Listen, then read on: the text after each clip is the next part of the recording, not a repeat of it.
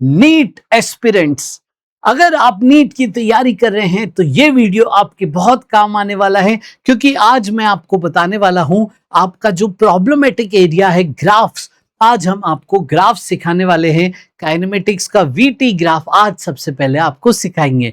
मैं हूं Ajit Lulla, BTech from IIT Bombay, आपका फिजिक्स मेंटर, और ये चैनल आपके बहुत काम आने वाला है। इस चैनल को सब्सक्राइब करिए और हर वीडियो आपके लिए एक गोल्ड माइन साबित होगा। लेट्स बिगिन द सेशन बच्चों। इस सेशन में हम यहाँ पे वेलोसिटी टाइम ग्राफ कब यूज करना चाहिए, इसको कैसे हैंडल करना है, शॉर्ट ट्रिक्स क्या क्या है, क्या स्टैंडर्ड फॉर्मूलेज हैं, क्या स्टैंडर्ड वर्किंग है, वो सब आपको सिखाएंगे। तो आइए बच्चों, let's begin the session, let's go. तो यहाँ पे देखो, सबसे पहले हम क्या क्या काम करेंगे। हम सबसे पहले आपको ज्योमेट्रिकल प्रिंसिपल्स बताएंगे। ग्राफ आए तो क्या क्या चीजों पे गौर करना है, कुछ आपको स्पीड सॉल्विंग हैक्स बताएंगे बच्चे, और फिर नीट के पीवाईक्यूज कैसे आते हैं वो भी सिखा रहे होंगे। तो आइए लेट्स बिगिन द सेशन। सबसे पहले आप याद रखना हमारी बात, वेलोसिटी टाइम ग्राफ, इनफैक्ट कोई भी ग्राफ हो उसमें चार चीजें हमें देखते आनी चाहिए। पहला y कोऑर्डिनेट, दूसरा x कोऑर्डिनेट, तीसरा स्लोप, और चौथा एरिया। समझ गए बेटा? ये चार चीजें अगर आप देखना सीख गए तो आप हर ग्राफ को देखना सीख जाएंगे। कभी आपको ग्राफ परेशान ही नहीं करेंगे अगर आप ये चीजें देखना सीख जाते हैं। तो आइए समझते हैं। सबसे पहले मैं y कोऑर्डिनेट पे बात करता हूँ। y एक्सिस क्या है बेटा? वेलोसिटी। तो y कोऑर्डिनेट क्या बताएगा? वेलोसिटी। अब मैं आपको दो तीन ग्राफ देता हूं रेंडमली, आप आइडेंटिफाई करो y कोऑर्डिनेट कैसे वेरी कर रहा है। पहला ग्राफ, दूसरा ग्राफ, तीसरा ग्राफ, चौथा ग्राफ, पांचवा ग्राफ। ठीक है, आओ देखते हैं। तो पहला ग्राफ देखिए, पहले ग्राफ का ऊपर जा रहा है, यानी y coordinate, basically y coordinate क्या हो गया? y कोऑर्डिनेट आपकी हाइट हो चुकी है x एक्सिस से। तो ये हाइट जो है x एक्सिस से बढ़ती जा रही है, यानी y कोऑर्डिनेट पहले ग्राफ में बढ़ता जा रहा है, और स्ट्रेट लाइन ग्राफ है तो लीनियरली इंक्रीज कर रहा है। सेकेंड ग्राफ पे आते हैं। सेकेंड ग्राफ की हाइट देखो कांस्टेंट है, y कोऑर्डिनेट कांस्टेंट है, y कोऑर्डिनेट पे स्पीड है तो स्पीड कांस्टेंट है। फर्स्ट ग्राफ में y बढ़ रहा है, y स्पीड है तो स्पीड बढ़ रही है। थर्ड ग्राफ में आए, हाइट नीचे जा रही है, ग्राफ नीचे आ रहा है, यानी स्पीड डिक्रीज हो रही है, y कोऑर्डिनेट कम हो रहा है। फोर्थ में आते हैं तो y कोऑर्डिनेट बढ़ रहा है, ऊपर जा रहा है, लेकिन इसके जो बढ़ना है वो लीनियरली नहीं बढ़ रहा है। यस, यहाँ पे ये तीनों लीनियर ग्राफ थे, ये लीनियर ग्राफ नहीं है। और फिफ्थ तो रैंडम सा ग्राफ है, पहले रैंडमली बढ़ा फिर रैंडमली कम होने लगा। आया बेटा? तो इस तरीके से आप डिफरेंट ग्राफ्स बना के आइडेंटिफाई करते हैं y कोऑर्डिनेट। अब आते हैं x कोऑर्डिनेट की बारी हुई। x कोऑर्डिनेट कैसे देखेंगे? चलो मैं आपसे एक सवाल पूछता हूं, ठीक है। x कोऑर्डिनेट क्या है? टाइम, यानी x एक्सिस, ये वाली जो दूरी है हॉरिजॉन्टल दूरी, ये टाइम बता रही होगी। यहां पे बताइए, इन तीनों ग्राफ में बताइए टाइम क्या हो रहा है, या x कोऑर्डिनेट क्या हो रहा है। चलिए और बना देते हैं। ये ग्राफ देखिए, ये ग्राफ देखिए, इन सब ग्राफ में बताइए x कोऑर्डिनेट का क्या हो रहा है, और इस ग्राफ में देखिए x कोऑर्डिनेट का क्या हो रहा है। यहां पे आते हैं, y बढ़ रहा है, x भी बढ़ रहा है, आगे जा रहे हो, इसमें भी x आगे बढ़ जा रहे हो, x बढ़ रहा है, इसमें भी x आगे जा रहे हो। देखिए y कम हो रहा है लेकिन x आगे जा रहे हैं, x में आगे बढ़ रहे हैं, यहाँ पे भी x में आगे बढ़ रहे हैं, यहाँ पे भी x में बढ़ रहे हैं। इनफैक्ट टाइम तो कभी कम हो ही नहीं सकता, तो टाइम हमेशा आगे बढ़ता है, इसलिए आप हमेशा आगे ही बढ़ रहे हैं। अब यहाँ पे देखिए, यहाँ पे x कोऑर्डिनेट देखिए, यूं रखिए आप, यहां से शुरुआत कीजिए, पहले आगे बढ़ा x कोऑर्डिनेट, फिर वापस जाने लगा, टाइम ये कम होने लगा। क्या टाइम कभी कम हो सकता है? नहीं। तो this graph is not possible. समझ में आया बेटा? तो इस तरीके से y कोऑर्डिनेट, x कोऑर्डिनेट देखना सीखा हमने। फिर हम देखना सीखेंगे आज स्लोप। यस, स्लोप बहुत इंपॉर्टेंट है, क्यों इंपॉर्टेंट है आ जाओ मैं बताता हूं। इस ग्राफ का जो स्लोप है वो एक्सेलरेशन रिप्रेजेंट करता है। Slope of VT graph represents acceleration. Slope of VT graph represents बच्चे एक्सेलरेशन। ये बात हमेशा ध्यान रखनी है। देखो आपको बेसिक डेफिनेशन बताएं तो आपका जो डिफरेंशिएशन होता है वो ग्राफ में स्लोप बता रहा होता है। यस, तो y का यहां पे y है v और x है t, तो dv बाई dt ये स्लोप बताएगा। और वेलोसिटी का differentiation with respect to time होता है एक्सेलरेशन। यानी वेलोसिटी का डिफरेंशिएशन इज एक्सेलरेशन और इस ग्राफ में स्लोप होता है डिफरेंशिएशन, यानी स्लोप बताएगा एक्सेलरेशन। अब मैं आपको स्लोप निकालना सिखाता हूं। देखिए स्लोप निकालने के बेसिक आपके फॉर्मूले हैं। एक तो है टेन थीटा, दूसरा है delta y by delta x straight line में। अगर स्ट्रेट लाइन है तो delta y by delta x, और अगर कर्व्ड है तो d y by d x. चलिए वो थोड़ी देर बाद बताते हैं। आइए, तो अगर आपको लाइन दी है एक, अलग अलग मैं लाइन ले लेता हूं, ये पहली लाइन, ये दूसरी लाइन, ठीक है। चले आगे, ये एंगल मान लीजिए 30 डिग्री, ये मान लीजिए 60 डिग्री। अब ये लाइन जो पॉजिटिव एक्स एक्सिस से थीटा एंगल बना रही है इन एंटी क्लॉकवाइज डायरेक्शन। थीटा क्या होता है? Angle with positive x axis in anti clockwise direction. समझ गए? आ जाओ मतलब समझाते हैं इसका। पहले ये थीटा देखिए, तो यहां पे स्लोप ऑफ 2 कितना हो गया? 10 30 डिग्री। इसका मतलब बच्चे 1/√3 आया समझ में? यहां पे आ जाओ, स्लोप ऑफ 1 क्या हो गया? स्लोप ऑफ 1 हो गया 10 60, इसका मतलब √3। इसका मतलब स्लोप मतलब एक्सेलरेशन, यानी यहां पे एक्सेलरेशन होगा √3 मीटर पर सेकेंड स्क्वायर, और यहां पे एक्सेलरेशन होगा 1/√3 मीटर पर सेकेंड स्क्वायर, अगर वेलोसिटी और टाइम भी SI यूनिट्स में थे तो। अगर आपके पास स्ट्रेट लाइन है तो स्लोप कैसे आएगा? tan थीटा से। आइए, और अगर स्ट्रेट लाइन इस तरीके से हुई सर, तो देखिए इस तरीके से हुई स्ट्रेट लाइन सर, तो अब ध्यान से देखो, पॉजिटिव एक्स एक्सिस से जो एंगल है वो अब ऑब्ट्यूस एंगल हो चुका है। आई बात समझ में? तो tan थीटा अब ऑब्ट्यूस एंगल में नेगेटिव होता है, यानी इसका जो स्लोप आएगा बेटा लाइन का, वो नेगेटिव स्लोप आएगा। आई बच्चे ये बात समझ में? ये आपका नेगेटिव स्लोप का ग्राफ होगा।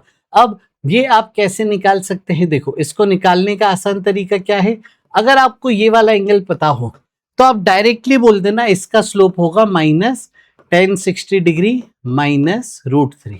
अगर आपको ये वाला एंगल पता हो 30 डिग्री, तो स्लोप हो जाएगा डायरेक्ट -10 30 यानी -1/√3।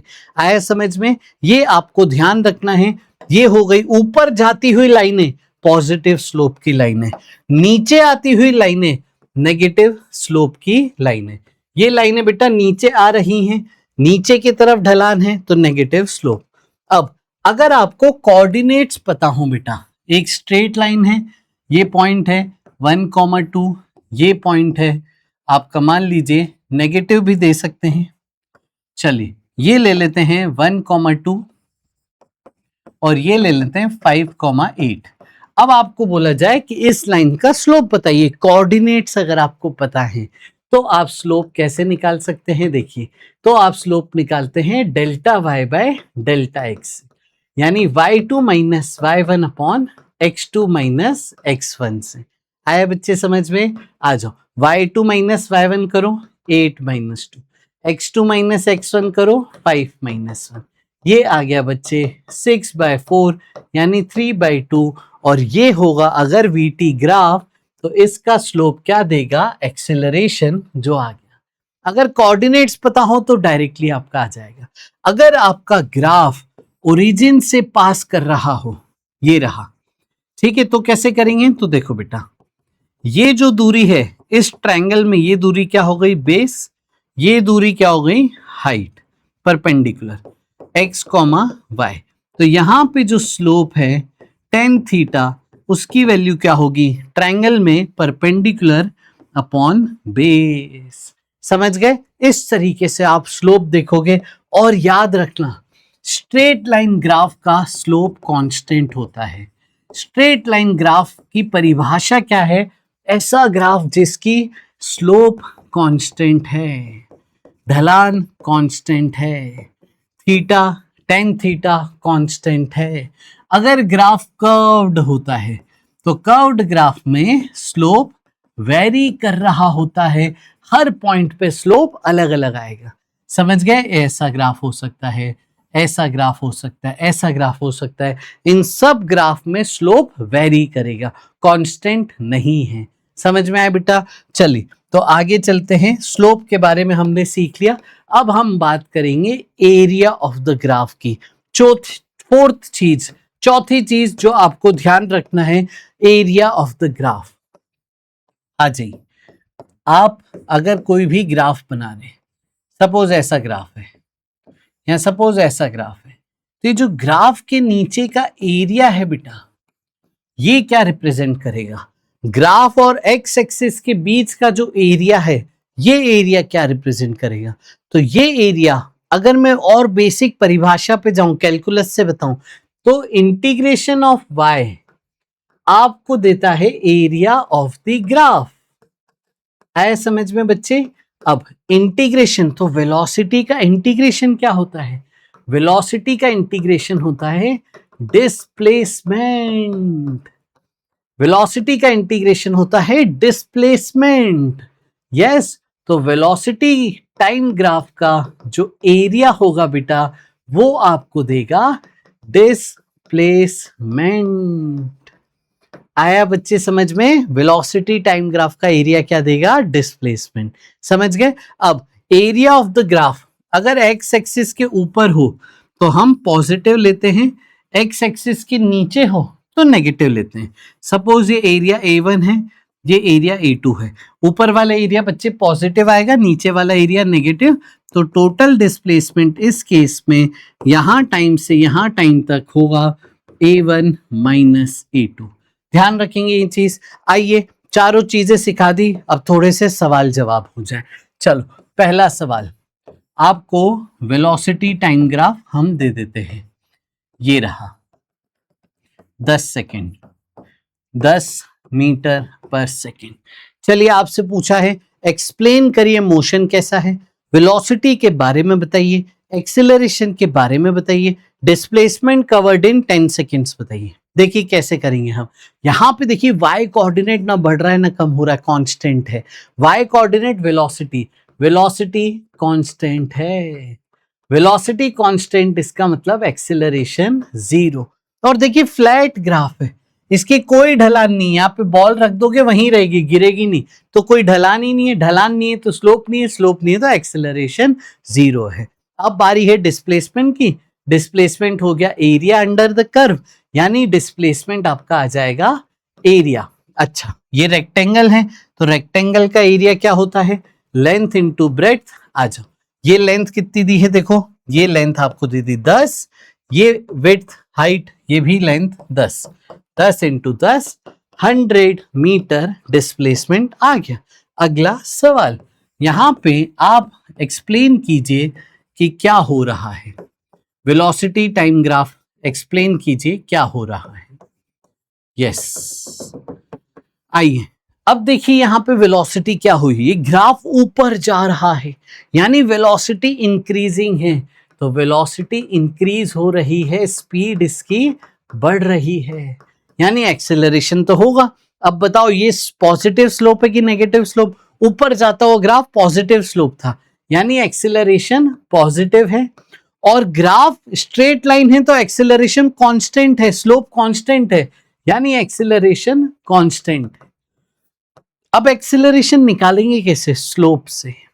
इसको स्लोप कैसे निकालें? देखो आप कोऑर्डिनेट्स लिख के कर सकते थे। इसका कोऑर्डिनेट देखिए x, y 10, 20। इसका कोऑर्डिनेट लिखिए, देखिए x कोऑर्डिनेट इसका 0 है तो 0, 10। तो स्ट्रेट लाइन पे आपको दो कोऑर्डिनेट मिल गए। यस, अब आपको सिखाया एक्सेलरेशन कैसे निकालना है, स्लोप से, यानी delta y by delta x करिए, y2 minus y1 upon x2 minus x1। ये बच्चे कितना आ गया, 10/10 यानी 1 metre per second square acceleration आ गया।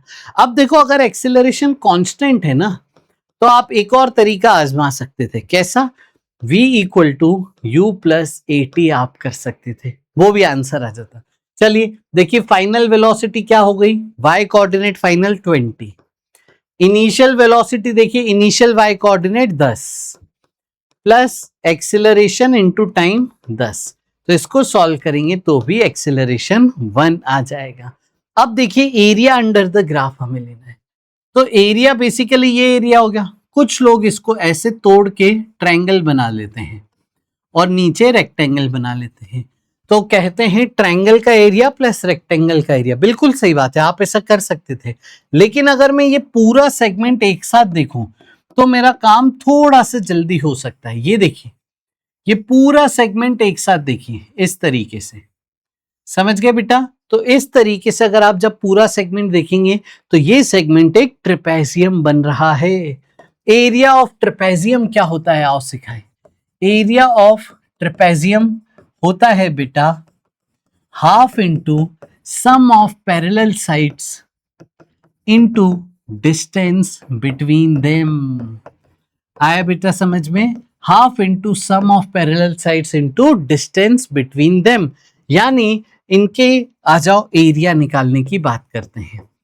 हाफ पैरेलल साइड्स कौन सी है, देखिए ये पैरेलल साइड है, ये y कोऑर्डिनेट, पूरा y कोऑर्डिनेट कितना है, पूरा y कोऑर्डिनेट हाइट 20 प्लस ये देखिए पैरेलल साइड दूसरी, y कोऑर्डिनेट कितनी हो गई हाइट 10, तो half into sum of parallel sides into distance between them कितनी दी है ये 10, तो इंटू 10 कितना हो गया बच्ची 30 इंटू 10/2 150 मीटर, ये आपका डिस्प्लेसमेंट आ चुका है।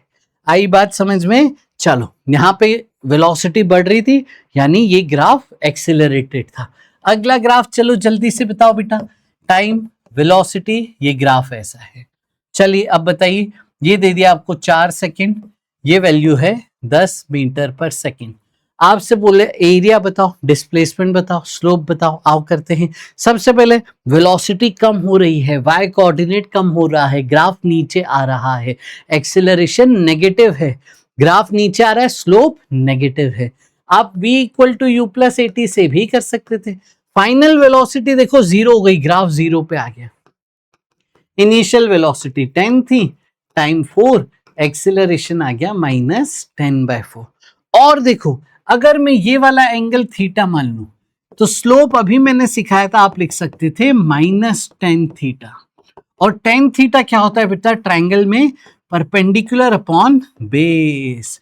परपेंडिकुलर यानी ये वाली हाइट 10, बेस मतलब ये वाली लेंथ 4, तो यहां से भी एक्सेलरेशन आ गया -10/4 और डिस्प्लेसमेंट इस ट्रायंगल का एरिया।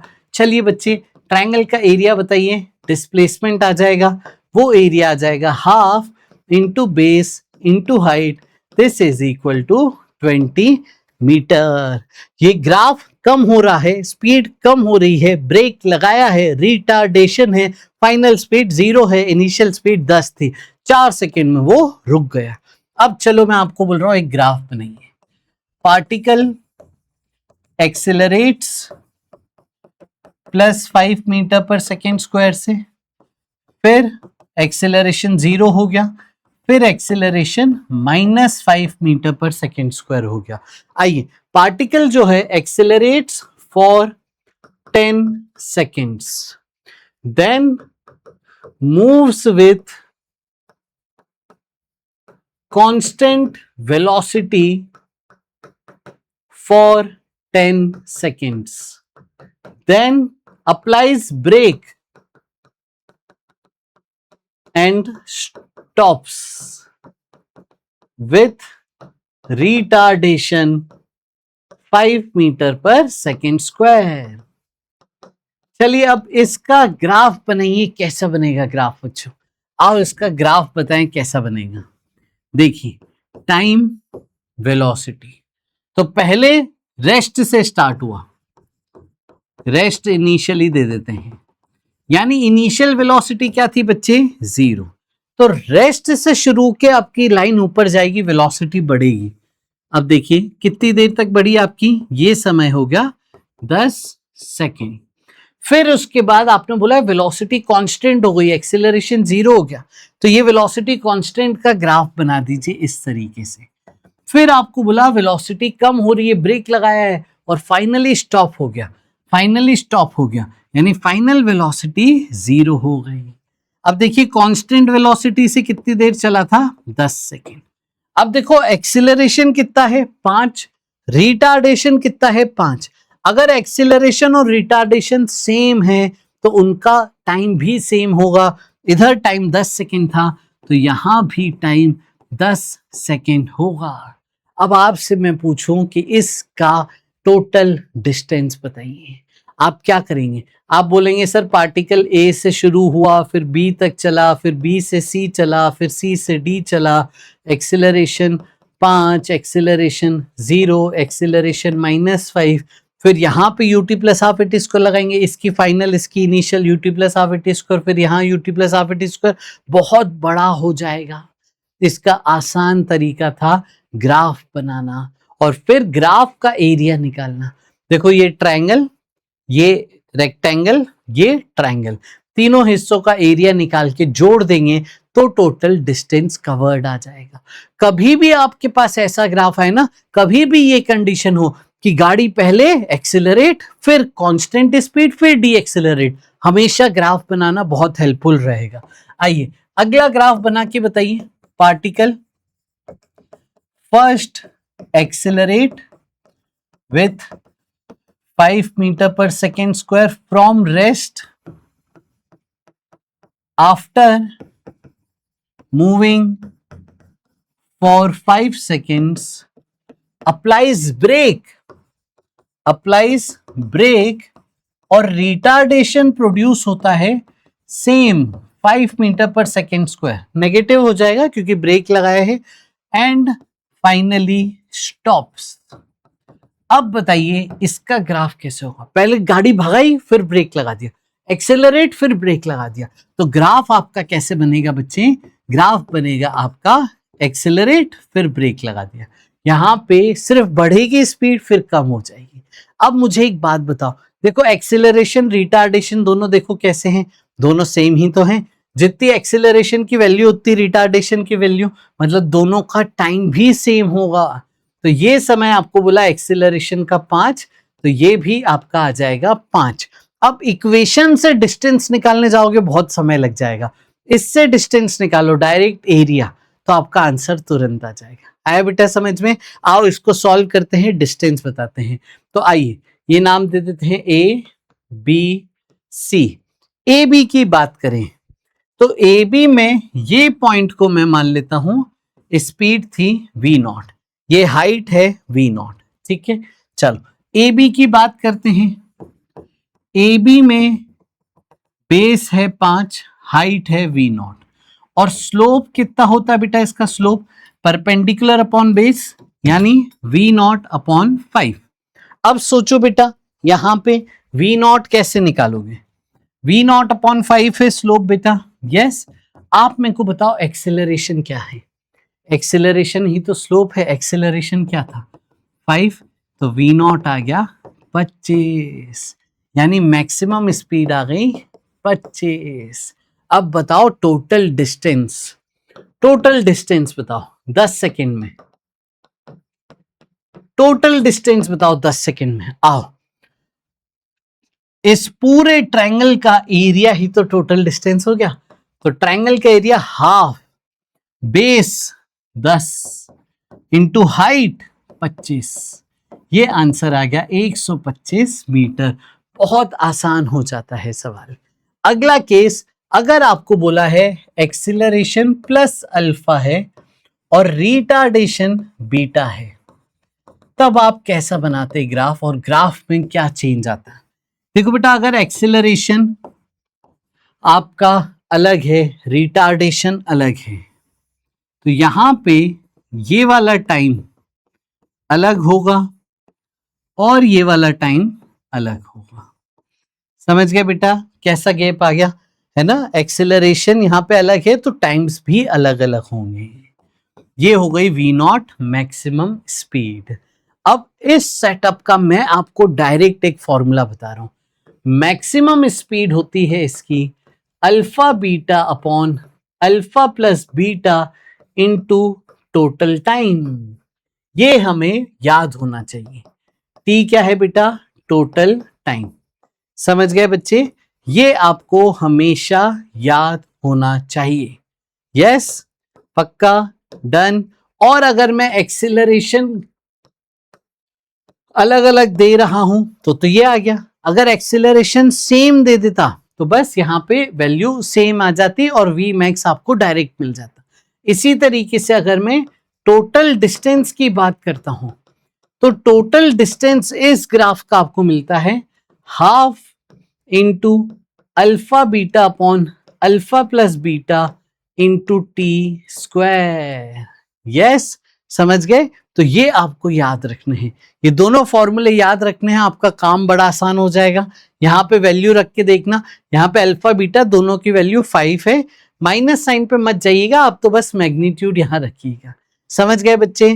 पक्का ध्यान रखोगे ये वाली चीज? आ जाओ, अब आपको मैं एक और चीज बता दूं। यहाँ पे कभी कभी वेलोसिटी का ग्राफ नेगेटिव में भी दिया जाता है इस तरीके से।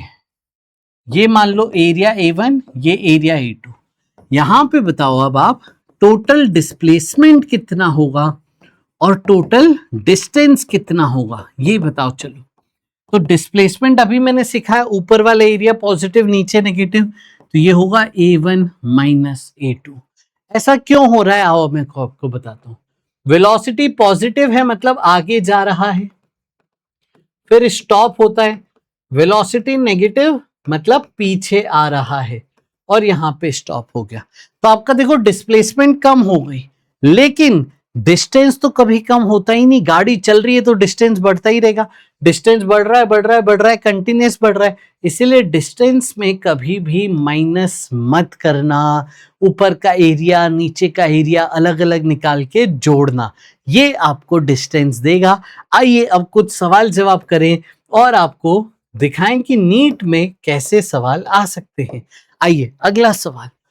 Between two stations train accelerate हो रही है, रेस्ट से शुरू होके यूनिफॉर्मली एक्सेलरेट हुई, फिर उसके बाद कांस्टेंट वेलोसिटी से चली, फिर फाइनली रिटार्ड हुई, रिटार्डेशन हुआ यूनिफॉर्मली और स्टॉप हो गई। टाइम का रेशियो दिया है 1:8:1 टाइम लगा।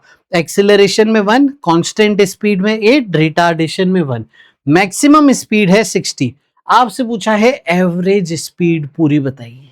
एवरेज स्पीड का फॉर्मूला क्या है बेटा? एवरेज स्पीड का फॉर्मूला है total distance upon total time taken. आया बच्चे समझ में? Total distance upon time. अब टोटल डिस्टेंस क्या होगा जरा बताइए, जरा बताइए। ऐसे ग्राफ हमेशा वेलोसिटी टाइम ग्राफ के साथ ऐसे सवाल करना। जब भी आए ना, एक्सेलरेट किया, रिटार्ड किया, वेलोसिटी टाइम ग्राफ बनाओ। एक्सेलरेट किया, कांस्टेंट स्पीड से चला है, रिटार्डेशन हुआ, वेलोसिटी टाइम ग्राफ बनाओ। यहां पे पहले एक्सेलरेट, फिर कांस्टेंट स्पीड, फिर रिटार्डेशन। ये दूरी टाइम की 1, ये दूरी टाइम की 8 और ये दूरी टाइम की 1। Maximum speed 60। टोटल डिस्टेंस आओ निकालते हैं। तो पहले इस ट्रायंगल का area half into base into height, फिर इस रेक्टेंगल का एरिया, रेक्टेंगल का एरिया देखो, ये वाली लेंथ है 8, ये वाली लेंथ है 60, तो परपेंडिकुलर इंटू बेस, ये हो गया 60 इंटू 8 प्लस फिर से ट्रायंगल आ गया half base into height. Height सब में सेम ही थी, सॉल्व करिए। 30 प्लस 480 प्लस 30, ये आ गया बेटा 540। यस, अब ये डिस्टेंस वहां पे पुट कर दो, तो एवरेज स्पीड क्या आ गई? Total distance upon total time जोड़ दीजिए, पूरा टाइम 10, ये आ गया 54। Average speed is 54। अगला सवाल, car accelerate from rest, constant rate 2 से। फिर सम टाइम चलने के बाद डी एक्सिलरेशन अलग हो गया इस बार 3, और फिर रेस्ट आ गई टोटल टाइम पे। मैक्सिमम स्पीड बताओ। यही तो फॉर्मूला अभी आपको सिखाया था, यही फॉर्मूले को आप यहाँ पे पुट कर दीजिए, आपका आंसर आ जाएगा।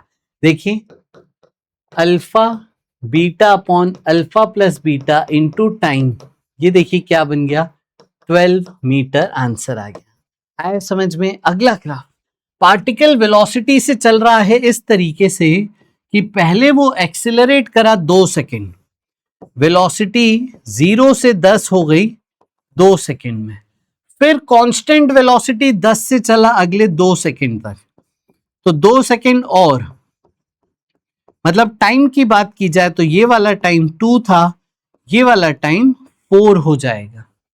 फिर डी एक्सेलरेट करा -10, डी एक्सेलरेट करा -10 तक, ठीक है, ये वैल्यू हो गई -10 2 सेकेंड तक, तो 10 से -10 चला गया और 2 सेकेंड और हो गए, मतलब ये वाला टाइम हो गया 6। आया बेटा समझ में? चलो आगे चलते हैं नेक्स्ट।